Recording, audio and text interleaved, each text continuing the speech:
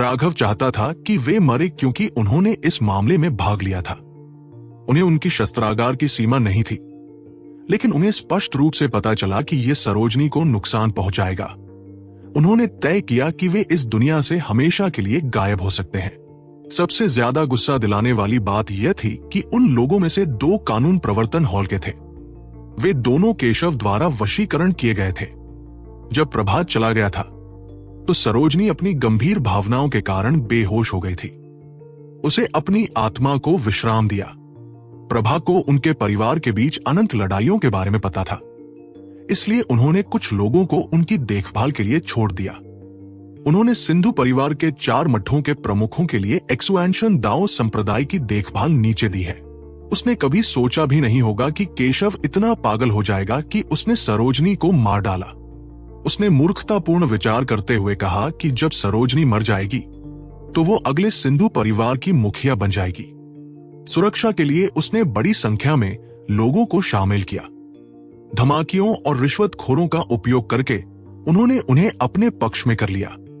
इसी तरह जब सरोजनी मरेगी तो सभी ने दावा किया कि उन्होंने पूरी कोशिश की थी, लेकिन सरोजनी की बीमारी अचानक बिगड़ गई और वो मर गई। 3 मठ प्रमुखों के बारे में असल में इस मामले के बारे में जानते हैं। वे इसमें शामिल नहीं होना चाहते थे, लेकिन उन्होंने केशव के खिलाफ जाने की धमकी नहीं दी। यही कारण था कि वे अब अपनी जान बचा पाए। ये हो गया। एक धूप के समय से भी कम में अर्जुन और अन्य लोग लौट आए। 3 मठ प्रमुख स्तब्ध रह गए। राघव को लोगों द्वारा 9 समुद्री विस्तार विशेषज्ञों द्वारा सूचीबद्ध किया गया था, लेकिन अर्जुन ने उन्हें एक हाथ की लहर से मार दिया। जब तक वे मारे नहीं गए तब तक शायद उन्हें यह समझ में नहीं आया कि क्या हो रहा था। साथ ही जब अर्जुन लोग मारा जा रहा था वो पवित्र शांत था। ऐसा लग रहा था जैसे वो सिर्फ चिंटियों से शादी कर रही हो। उनके चेहरे पर कोई बदलाव नहीं था। राघव ने सिर हिलाया और सरोजनी की ओर देखा। औषधीय ऊर्जा सक्रिय हो गई थी। केशव अत्यंत दुष्ट था। उसने अपनी दवा में आत्मा जहर मिला दिया था। उसकी आत्मा को क्षतिग्रस्त स्थान की स्थिति में धीरे धीरे पोषण की आवश्यकता थी। हालांकि उस जहर का असर बेहद कम हो गया था। उसकी सारी आध्यात्मिक शक्ति समाप्त हो गई थी। यदि वह मर गया तो यह पता चलता है कि इसका उपयोग नहीं किया गया था। राघव, अचानक सरोजनी ने अपनी अलायंस बनाई। उसकी पहली चमकीली परत अब गहरी हो गई थी और उसके आवाज वाले दरवाजे को कठोर लग रही थी। बड़ी बहन, मैं यहां हूं। राघव ने जल्दी से अपना हाथ पकड़ लिया। तुम वापस आ गए। अच्छा, मैं तुम्हारे के लिए चिंता थी। उसकी आंखों में संतोष की अभिव्यक्ति दिखाई दी। उसके चेहरे पर मुस्कान लाने की कोशिश की जा रही थी, लेकिन उसके लाश जैसे चेहरे पर ऐसा होना संभव नहीं था।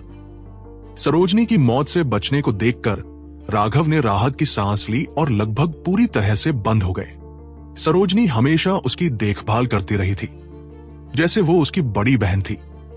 हालांकि वो कभी कभार उसे देखती और चिल्लाती थी, लेकिन ये सब ठीक था।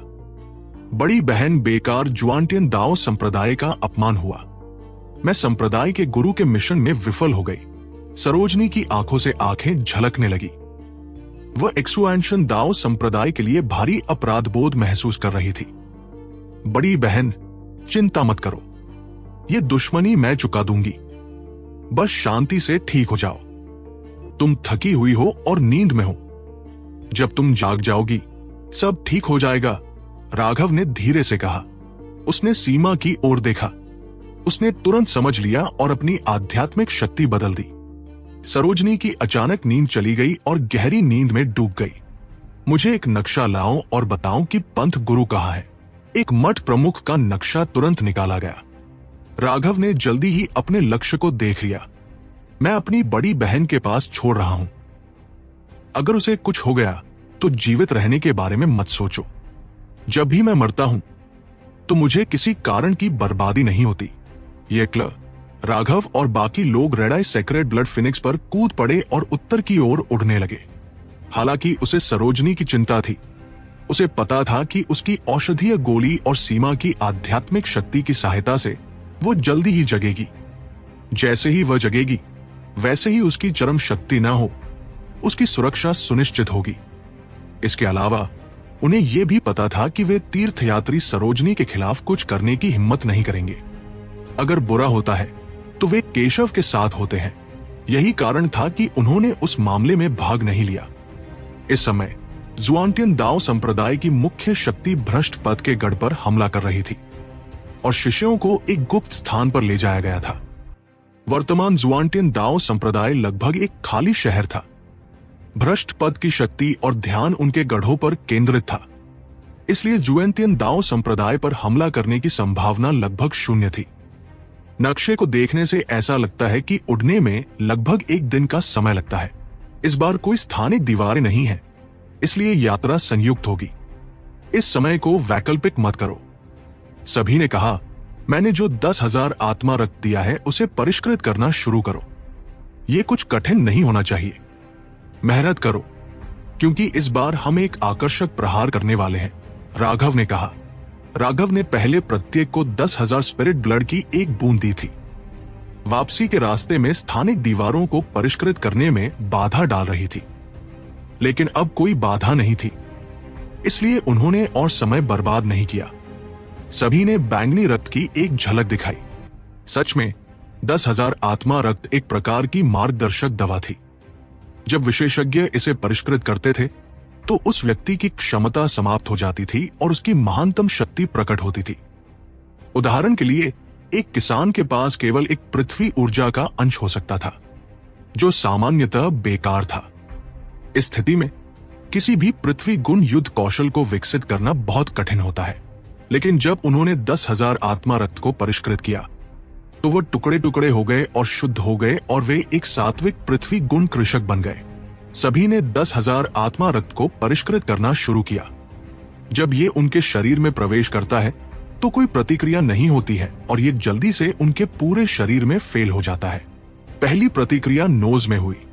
वह अपने चारों ओर घूमने के स्थान पर दौड़ता है। वह एक शक्तिशाली पवन विशेषता कृषक था और 10,000 स्पिरिट ब्लड ने अपनी पवन ऊर्जा के साथ मिलकर काम करना शुरू कर दिया। नियो के लगभग अदृश्य रेखाएं उभरती हुई दुनिया पर दौड़ती हैं।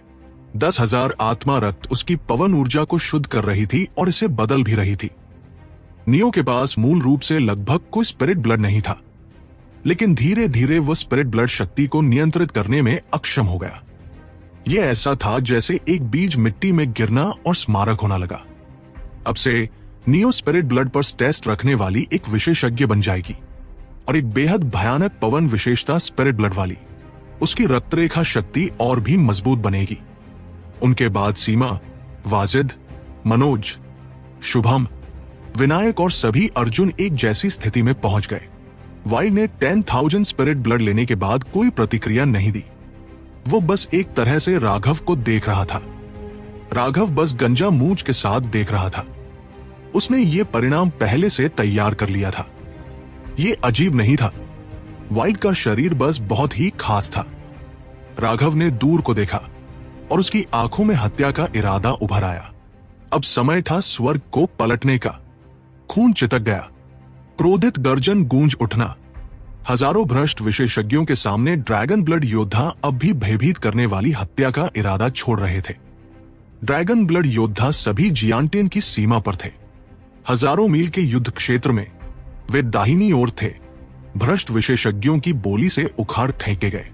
इन भ्रष्ट विशेषज्ञों में से एक से अधिक सागर विस्तार तक प्रयास किए गए। तीव्र युद्ध ने जमीन को लाल कर दिया। हम ऐसे आगे नहीं बढ़ सकते। वह कम हो गई। उन्होंने हमें यहां छोड़ दिया ताकि उनकी ज्यादातर ताकतें हमारी ओर खानी हो जाए।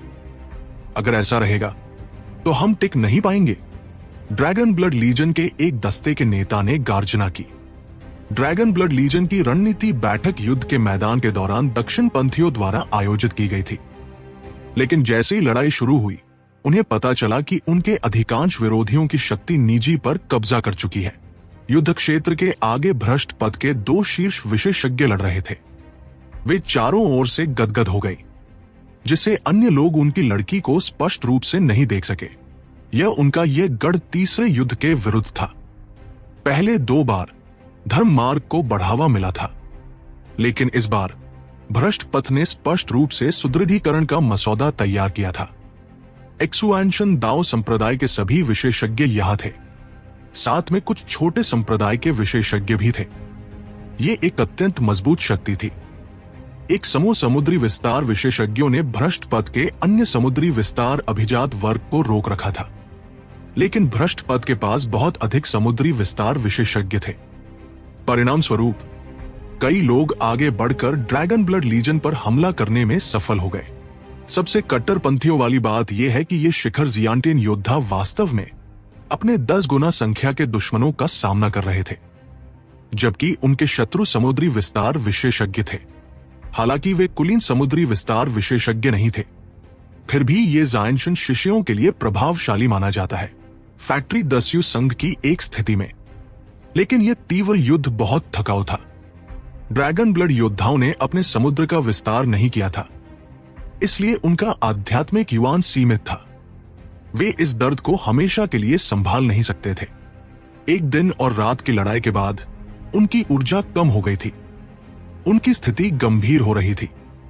एक अन्य स्क्वाड लीडर ने कहा, अब बात करने का कोई फायदा नहीं, बॉस जल्द ही आने वाले हैं, तो बस रहो, फिर हम अपना हिसाब चुकता करेंगे।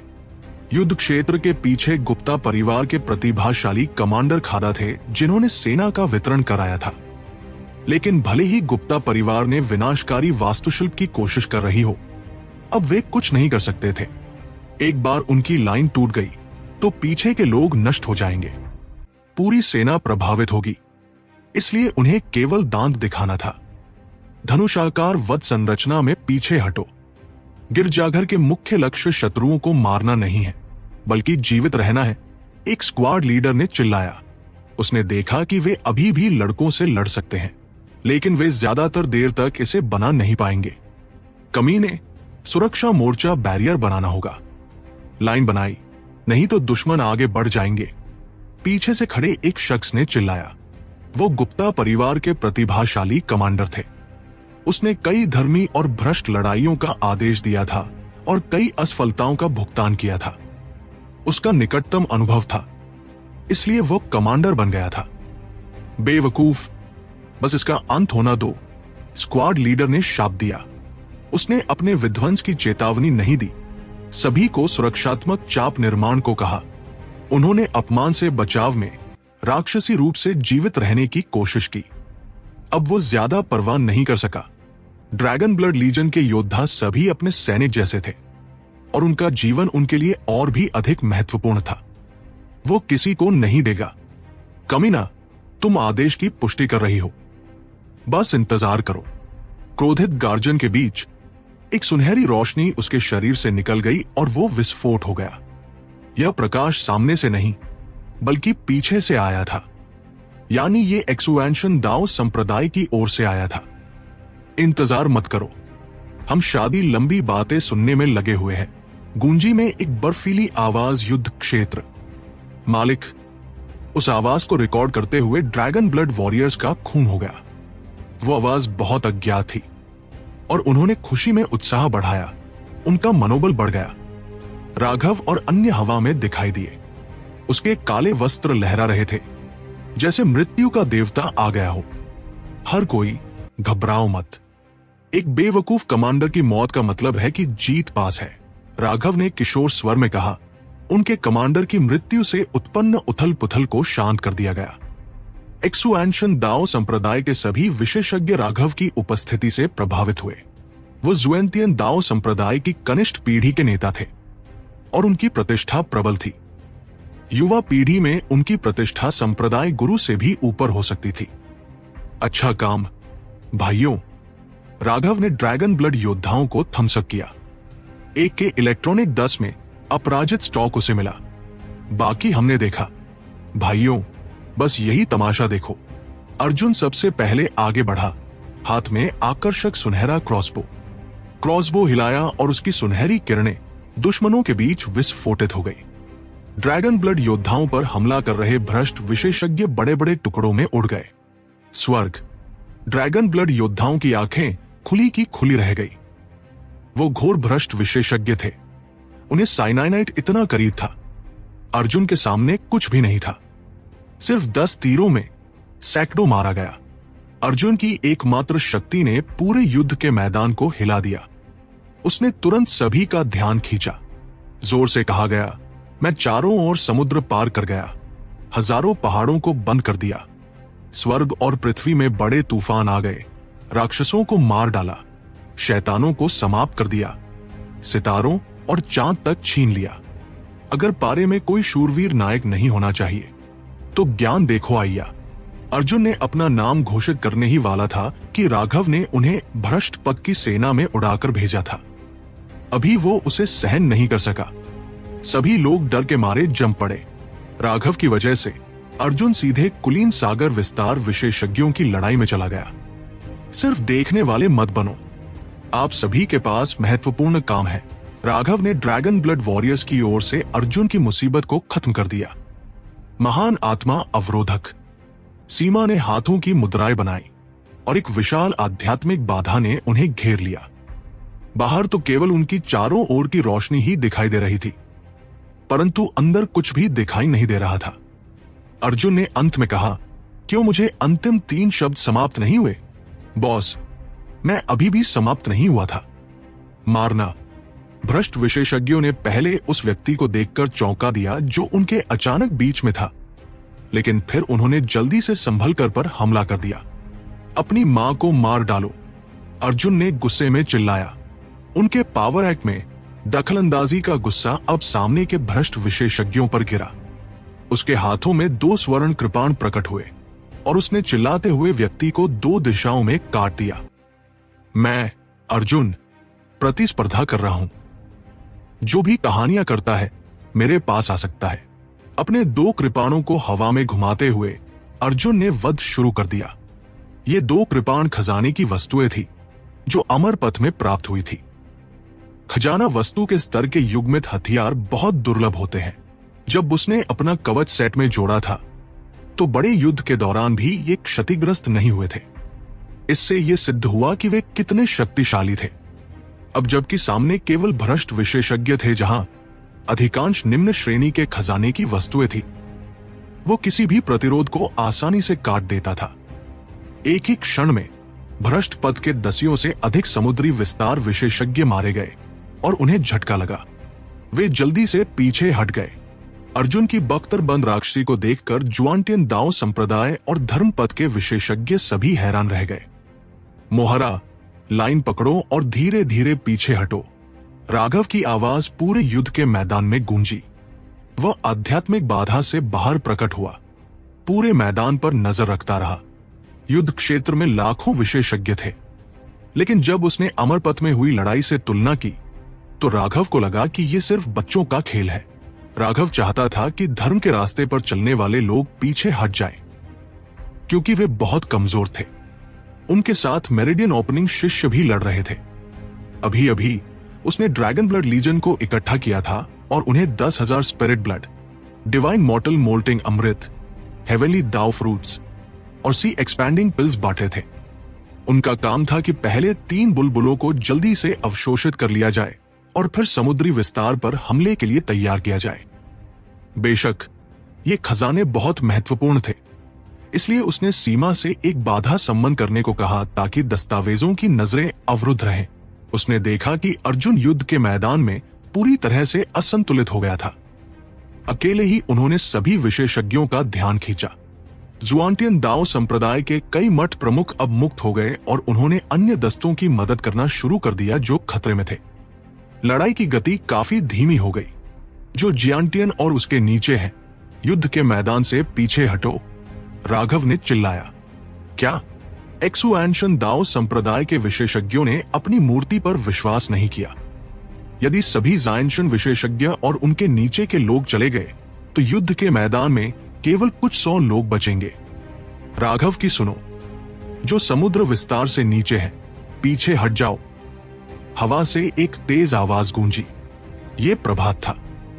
प्रभात 2 भ्रष्ट विशेषज्ञों से लड़ रही थी, जो दोनों फाउंडेशन फोर्जिंग में पहुंचे थे और बेहद शक्तिशाली थे। वे रण क्षेत्र से बहुत दूर हवा में लाद रहे थे। प्रभात की आवाज सुनी। अब किसी ने हंगामा नहीं किया। सभी ने पीछे हटना शुरू कर दिया। केवल समुद्री विस्तार विशेषज्ञ ही पीछे हट गए।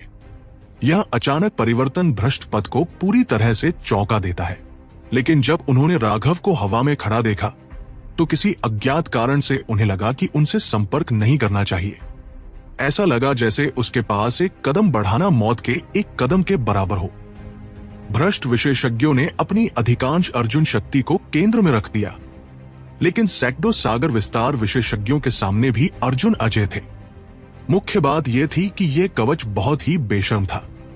उनके सभी आक्रमण इसे तोड़ नहीं मिले, इसलिए भ्रष्ट विशेषज्ञ केवल कड़वी सहनशीलता दिखा सकते थे। कुछ ही समय में जुआनटिन दाओ संप्रदाय और छोटे संप्रदायों के लाखों विशेषज्ञ ज्यादातर दूरी पर पीछे हट गए थे।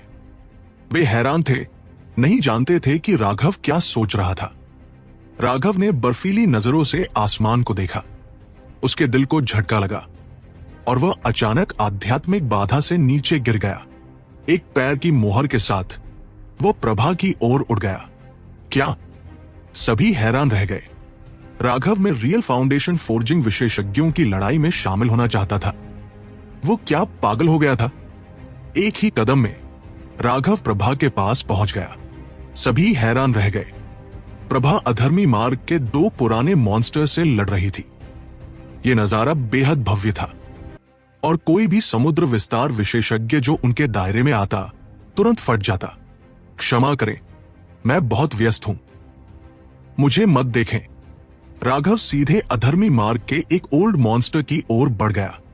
दोनों ही देर से फाउंडेशन फोर्जिंग विशेषज्ञ थे। अपनी पूरी शक्ति जारी करने पर उनके चारों ओर स्पेस लगातार ट्विस्टिंग कर रहा था। यह बुनियादी निर्माण विशेषज्ञों की विशेष शक्ति थी। फाउंडेशन फोर्जिंग विशेषज्ञ स्थानिक शक्ति को नियंत्रित कर सकते थे। यह एक तरह की कंप्रिहेंशन रियल्म थी। बुनियादी निर्माण तक पहुंचने के लिए सिर्फ रिसोर्सेज और टैलेंट नहीं, बल्कि उच्च कंप्रिहेंशन स्किल्स भी जरूरी थी। एक जायंशन विशेषज्ञ के लिए समुद्र विस्तार तक पहुंचना अपेक्षाकृत आसान था। संसाधनों को जोड़कर कोई भी थोड़ी प्रतिभा वाला व्यक्ति समुद्र विस्तार तक पहुंच सकता था। लेकिन बुनियादी निर्माण के लिए चाहे कितने रिसोर्सेज हो, चाहे इन्नेट टैलेंट कितना भी महान हो, अगर कंप्रिहेंशन स्किल्स कमजोर हो तो वो कभी बुनियादी निर्माण तक नहीं पहुंच सकता। इसके लिए दिव्य मार्ग में एक निश्चित स्तर की समझ आवश्यक थी। इसलिए फाउंडेशन फोर्जिंग विशेषज्ञ बहुत कम थे। अगर राघव न होता तो सरोजनी जीवन में कभी बुनियादी निर्माण तक नहीं पहुंच पाती। ये दो ठीक वही थे जिन्होंने वाइस सेक्ट मास्टर को मार डाला और सरोजनी को गंभीर रूप से घायल किया था। ये दोनों बहुत शक्तिशाली थे, लेकिन उस समय उनके 3 सदस्य समूह में से एक को प्रभा ने मार दिया था और ये दोनों भाग गए थे। अब जब वे फिर से लड़ रहे थे तो ये केवल प्रभा को रोकने पर ध्यान केंद्रित कर रहे थे। उन्होंने उम्मीद नहीं की थी कि राघव उनकी लड़ाई में शामिल होगा, क्योंकि वह स्पष्ट रूप से अभी अभी समुद्र विस्तार के फर्स्ट हेवन स्टेज में पहुंचा था। उन्होंने ठंडी सी स्नोट की और उसे नजरअंदाज कर दिया। उनके लिए प्रभा से ध्यान हटाना उचित नहीं था। राघव ने हल्की मुस्कान के साथ उनमें से एक की ओर एक ही पंच भेजा। बेवकूफ, तुम मेरी स्थानिक दीवार भी नहीं तोड़ पाओगे, उस बूढ़े राक्षस ने ताने के साथ कहा। लेकिन उसका ताना जल्दी ही हैरानी और फिर भय में बदल गया। बूम! उसके चारों ओर की अंतरिक्षीय कवच एक ही पंच में टूट गई। राघव ने तुरंत दूसरा पंच मारा। अधर्मी विशेषज्ञ ने जल्दी से अपनी 16वां ध्वज को रोकने के लिए उठाया। राघव के मुक्के पर बिजली शक्ति की आभा थी। अधर्मी विशेषज्ञ को सबसे हैरानी तब हुई जब उसकी 16वां ध्वज पर दरारें पड़ गई। यह एक पी ग्रेड ट्रेजर आइटम था, लेकिन इतना आसानी से टूट गया। तुम्हारे पास स्वर्गीय बिजली कैसे हो सकता है? उस पुराने राक्षस ने आखिरकार समस्या को समझा। उसकी आत्मा आह्वान ध्वज एक सुप्रीम करप्ट आइटम थी, जिसमें अनगिनत लोगों की पीड़ित आत्माएं थी, और राघव की बिजली शक्ति ने उसमें सभी बुरी ऊर्जा को नष्ट कर दिया। इतनी शक्ति केवल सबसे सुप्रीम यांग एग्जिस्टेंस, प्रलयकारी स्वर्गीय बिजली के पास ही हो सकती थी। बूम! उसका जवाब था एक और पंच। यह केवल एक पंच था जो उसकी शारीरिक शक्ति पर निर्भर था। इस समय राघव का शरीर पूरी तरह से ग्रीन ड्रैगन एसेंस ब्लड से बदल चुका था। अधर्मी विशेषज्ञ ने एक शक्ति कवच बुलाया, लेकिन राघव के एक पंच को सहन नहीं कर सका। उसका ढाल टूट गया और वह पीछे जाकर खून उगलने लगा।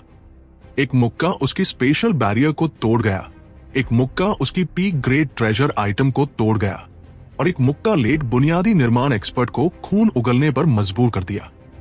सभी लोग स्तब्ध रह गए। एक्सुएंशन दाओ सेक्ट के लोग विशेष रूप से हैरान थे। 1 साल पहले राघव पहले ही काफी डरावना था, लेकिन अब उसकी शक्ति उनकी समझ की सीमा को पार कर चुकी थी। क्या वो वास्तव में मानव है? अन्य सेक्ट से आए विशेषज्ञ अपनी आंखों पर विश्वास नहीं कर पा रहे थे। कैसे कर सकते थे? उनके जबड़े इतने नीचे गिर गए थे कि पेट तक दिखाई दे रहा था। समुद्र विस्तार में रहते हुए वह बुनियादी निर्माण एक्सपर्ट से रियल्म्स पार करके लड़ सकता था, और वह भी अर्ली समुद्र विस्तार बनाम लेट बुनियादी निर्माण, और सिर्फ 3 पंचों में उसने उसे खून उगलने पर मजबूर कर दिया। उन्हें लगा जैसे उनका दिमाग फट गया हो। प्रभा भी हैरान थी, लेकिन वो खुश भी थी। राघव की शक्ति ने उसे बहुत अधिक आश्वस्त किया। सच कहे तो उसने अधर्मी मार्ग के स्नीक अटैक के खिलाफ फ्यूरियस काउंटर अटैक किया था, लेकिन उसके खुद के भी सीक्रेट ट्रबल्स थे। इस बार एक्सुएंशन दाओ सेक्ट ने भारी क्षति झेली थी और उनकी प्रतिष्ठा तेजी से गिर गई थी। यह राइटियस पाथ पर उनके प्रभाव के लिए एक गंभीर झटका था। प्रभा के पास कोई विकल्प नहीं था सिवाय इसके कि वह एक तीव्र पलटवार शुरू करे, ताकि एक्सुएंशन दाओ सेक्ट की शक्ति दिखाई दे।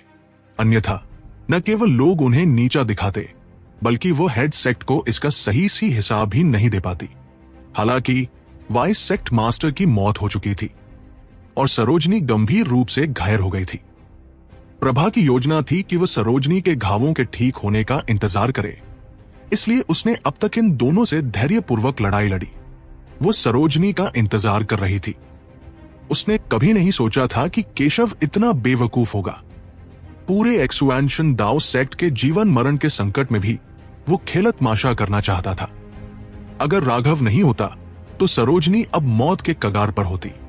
जिस व्यक्ति का प्रभा इंतजार कर रही थी वह नहीं आया, लेकिन राघव आया, और उसकी शक्ति बिल्कुल वही थी जिसकी उसे जरूरत थी।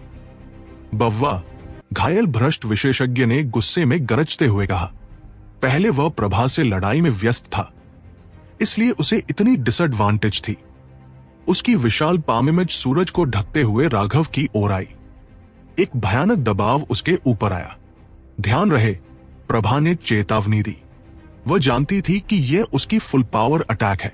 उसे चिंता थी कि राघव इसे सह नहीं पाएगा और वह मदद करने ही वाली थी। लेकिन अचानक राघव के हाथ में एक रक्तलाल कृपाण प्रकट हुई। एक विशाल कृपांचवी प्रकट हुई जो एक आकाशीय ब्लेड जैसी दिख रही थी। स्वर्ग को विभाजित करे 2। बूम! पामिमेज और सेबर इमेज दोनों ही फट गए। हे भगवान! राघव एक फाउंडेशन फोर्जिंग विशेषज्ञ की पूरी ताकत हमले को तोड़ सकता है। इसका मतलब है कि उसके पास वास्तव में लेट फाउंडेशन फोर्जिंग विशेषज्ञों को चुनौती देने की शक्ति है। ये भयानक है। समुद्र विस्तार के पहले हेवन स्टेज में ही वो लेट बुनियादी निर्माण विशेषज्ञों को चुनौती दे सकता है। वो किस तरह का राक्षस है? एक्सुएंशन दाओ सेक्ट के अनगिनत लोग आकाश की ओर देख रहे थे, शौक में। वे उस देवता जैसी आकृति को देख रहे थे जो रक्तलाल कृपाण थामे हुए था। रक्त आत्मा खा जाता है, भूत को मार डालो। अपनी अटैक टूटने के बाद अधर्मी विशेषज्ञ ने दोनों हाथ जोड़ लिए और उसके पीछे खून का एक समुद्र प्रकट हो गया। वो रक्त का समुद्र 300 मील लंबा था। हवा में खून की गंध फैली हुई थी। हालांकि इसे अनगिनत रनों से संघनित किया गया था। वास्तव में उन रनों को अनगिनत मृत विशेषज्ञों की आत्माओं और सार रक्त से बनाया गया था। सी ने एक विशाल खोपड़ी का आकार लिया और राघव की ओर स्मैश किया। धमाका! राघव ने अपनी कृपाण से खोपड़ी को काटा, लेकिन उसने पीछे से अपार शक्ति महसूस की। उसे लगातार पीछे धकेला जा रहा था। दिव्य अंगूठी, एक 4 रंगीन दिव्य अंगूठी जो अनंत शक्ति निकाल रही थी, उसके पीछे प्रकट हुई। राघव की शक्ति ब्लड रिंकर के साथ विस्फोटक रूप से बढ़ी। उसने इसका ट्रू फॉर्म एक्टिवेट किया। साथ ही उसका आध्यात्मिक युवान 18 एक्यूपंक्चर अंग के माध्यम से बह रहा था। बूम! एक अजय कृपांचवी प्रकट हुई जिसने विशाल खोपड़ी को तुरंत नष्ट कर दिया। विशाल सेबर इमेज अधर्मी विशेषज्ञ की ओर बढ़ती रही। भ्रष्ट विशेषज्ञ दंग रह गया। उसने कभी नहीं सोचा था कि राघव में इतनी शक्ति हो सकती है कि वो उसके द्वारा इतने गर्व से की गई जादुई कला को नष्ट कर सके। उसने जल्दी से रक्षा की एक परत बनाई, लेकिन इसे साफ काट दिया गया। बूम! अधर्मी विशेषज्ञ शूटिंग स्टार की तरह जमीन पर गिरा और अर्जुन जिन विशेषज्ञों से लड़ रहा था उन्हें इस इंपैक्ट ने चूर कर दिया। अर्जुन भी बदकिस्मत था। उसने नहीं सोचा था कि अचानक आपदा ऊपर से गिरेगा। वो ठीक उसी जगह था जहां अधर्मी विशेषज्ञ गिरा। वो ऐसा महसूस कर रहा था जैसे उसे किसी ने गेंद की तरह किक किया हो। वो हवा में पलटा, उसके भीतर खून दौड़ रहा था। अगर उसने रैंक 4 हेवनली दाओ फ्रूट और 10,000 स्पिरिट ब्लड परिष्कृत करके अपनी संविधान को नए स्तर तक मजबूत नहीं किया होता तो वो अभी भारी घायल हो जाता। जब अर्जुन को ऐसा लग रहा था कि आकाश में तारे उसके चारों ओर घूम रहे हैं, उसने अचानक महसूस किया कि किसी ने उसे पकड़ा है। तभी उसे एहसास हुआ कि वह अपनी समूह में वापस झटका वापस हो गया था। अब एक्सुएंशन दाओ सेक्ट के लोग आखिरकार समझ गए कि राघव ने सभी जायंशन विशेषज्ञों और उनके नीचे के लोगों को पीछे हटने क्यों कराया। राघव के हमले के परिणाम स्वरूप एक शक्तिशाली शॉकवेव उत्पन्न हुआ, जिसने 10,000 से अधिक अधर्मी विशेषज्ञ को समाप्त कर दिया। यहां तक कि समुद्र विस्तार एक्सपर्ट्स भी मारे गए। इस सोच से उन्हें ठंडक लगी। अगर अधर्मी विशेषज्ञ राइटियस पाथ की तरफ गिरता तो कितने लोग बच सकते थे। शाबाश राघव! प्रभा को ऐसा लगा जैसे उसके दिल में फूल खिल गए हों। हालांकि उसने हमेशा राघव के लिए अनुकूल राय रखी थी। उसने कभी कल्पना नहीं की थी कि वो इतना शक्तिशाली होगा। बूम! एक व्यक्ति हवा में उड़ गया। वो दूर के स्थानिक पोर्टल की ओर उड़ रहा था। उसका उपयोग करो राघव, वो भागने की कोशिश कर रहा है, प्रभा ने चिल्लाया। लेकिन वो अधर्मी विशेषज्ञ काफी चालाक था। वो काफी दूरी तक भूमिगत यात्रा करके तभी बाहर आया। वो तुरंत पोर्टल में उड़ गया और गायब हो गया। उसे भागते देखकर दूसरा अधर्मी विशेषज्ञ अचानक सूर्य जैसी अंधा प्रकाश छोड़ने लगा। उसने पूरा आकाश रोशन कर दिया, लोगों को अंधा कर दिया और किसी तरह सभी के अन्य इंद्रियां गायब हो गए। उनकी सुनवाई, गंध और स्पर्श सब गायब हो गए। ऐसा लगा जैसे दुनिया स्टैटिक हो गई हो। जैसे ही सभी इस कदम से सदमे हुए, अंधा प्रकाश गायब हो गई। उनके इंद्रियां सामान्य हो गए। आकाश में ऊपर प्रभा कोल्डली मुस्कुरा रही थी। किसी अज्ञात समय पर उसके हाथ में एक तलवार प्रकट हुई थी। वो अधर्मी विशेषज्ञ के शरीर में छिप गई थी। वो अधर्मी विशेषज्ञ शौक में भर गया। वह 1 इंच भी हिल नहीं पाया। बर्फीली ऊर्जा उसे लिफाफा करने लगा, उसे आइस स्टैचू में बदल दिया।